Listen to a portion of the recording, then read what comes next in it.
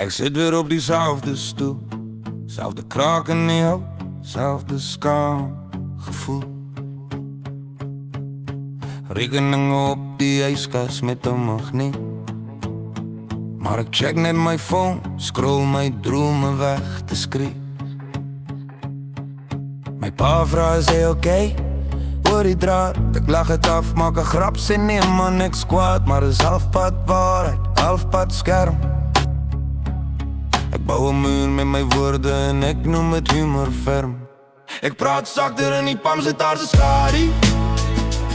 Als ik harder sla, dan hoor jij hoe ik blaf. Ik zeg dingen wat ik anders nooit zou wagen. Die palmen me niet schadi. Raak ik zielig braaf. En die palmen me niet schadi. Mijn maagsysteem zit vast in mijn keel. Zij zei je hoeft niet sterk te wees, je hoeft net waar te wees, mijn sensueel. Maar ik is bang voor mijn eigen brik.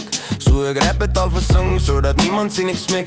Die B-man snijdt zijn gras op een maandag aan. Diezelfde tijd van mijn kop werd te hard raas. Te laat brand, ik hou die ritme met mijn duim in die snaar. Elke klap is een vraag wat ik lang al moest vragen.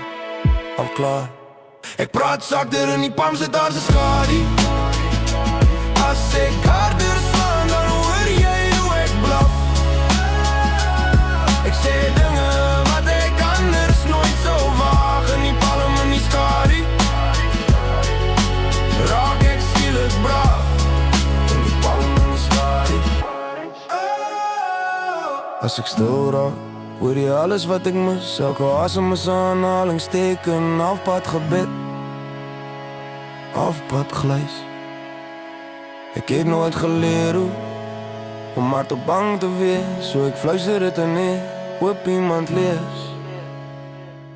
Het is niet ik. Het is niet ik. In die jouwe, in een paar stukken de zinnen. Wat ik vandaag net voor vandaag laat uitkomen. Zoals dit is, zachtjes. En die palmen schiet